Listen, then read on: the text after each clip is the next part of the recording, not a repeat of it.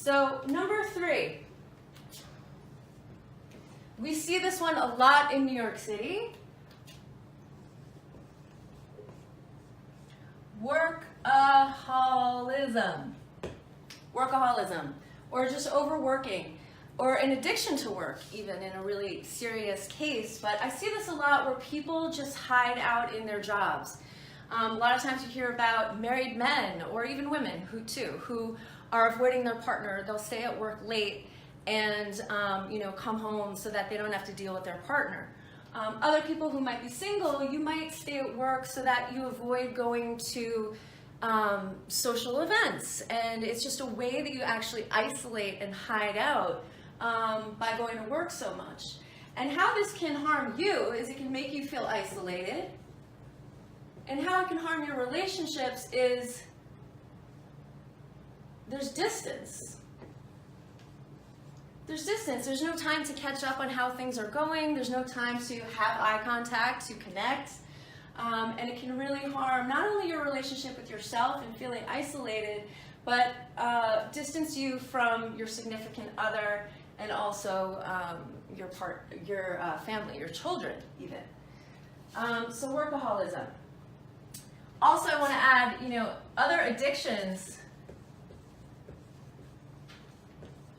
play a role in protecting us from intimacy, avoiding our relationships, avoiding our partner, hurting our relationships, which can include, drugs, alcohol.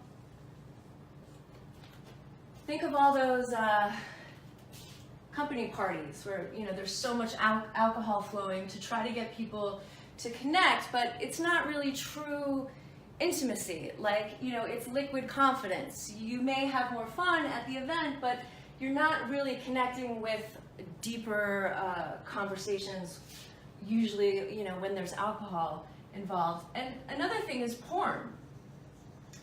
Many people end up addicted to porn, especially with this online access that people have. They're afraid of intimacy and having actual physical contact with a real person, that they hide out by watching and even getting addicted to porn. And it can hurt our relationships. It can have us having unrealistic expectations from our physical, intimate partners. But it can also just kind of fill a void of some sense of intimacy when we're not really getting out there and having real intimacy with human beings, which leads to our own isolation, depression, anxiety, and all kinds of problems. So number 4. This is one of my favorites. One defense that really hurts your relationships, one of the most common defenses, and most people have no idea that they're doing this, and I call it vague words. Vague words. Now, what do I mean by that? Okay. How many times do people ask you, hey, how was your weekend? Okay. You go to work. How's your week going? Fine. Good. These are vague words. One of the things I try to teach people is don't use vague words. Use feeling words. Now, this takes some practice, because when people are not used to using feeling words, you have to start getting into the practice of, using words like angry, happy, content, serene, joyful, ecstatic. You have to increase your vocabulary to really start using more feeling words and starting to become less vague and replacing okay, fine, and good. But it does wonders for your relationships if you choose to be more intimate by revealing more nuanced feelings and experiences and reactions to your world, by using feeling words instead of these that are so commonplace. I'm sure you use them today, probably. Okay, fine, and good. So notice when you're saying that, if you want to increase your intimacy with other people, say instead something like, I'm noticing I'm feeling amazing today. I'm feeling really low energy, or really excited. I mean, those are just some basic starter examples, but it's something we go over a lot in my course so that people can learn many more words to express what's going on inside them, and then people really come to understand your world better and get you better. So number five, the fifth defense that's hurting your relationships. Body language. Body language.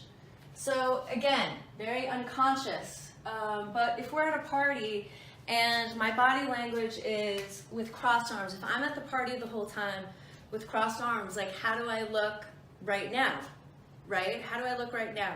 How do I look if I'm standing alone over in the corner? How do I look, if I'm just bored or just, acting withdrawn, sitting by myself, not leaning in when people are talking in a conversation? So our body language can really convey that we are disinterested or closed off or unavailable. People can perceive us as unavailable, and sometimes we'll get upset, like at a party or in a group, and be like, oh, I felt left out. We'll think to ourselves, I feel so left out, I feel excluded. But so often I find that we are actually co-creating our experience with our body language. People are actually avoiding us in ways that we aren't aware of because we're sending messages through everything that we do and how we show up. And body language is one way that we can just like push people away. And also like, look at my posture. I probably look, I don't know, like bored, right? So if you stand up straight and you start opening your heart more in this area more with an open body, people can start responding to you differently and feel more comfortable approaching you.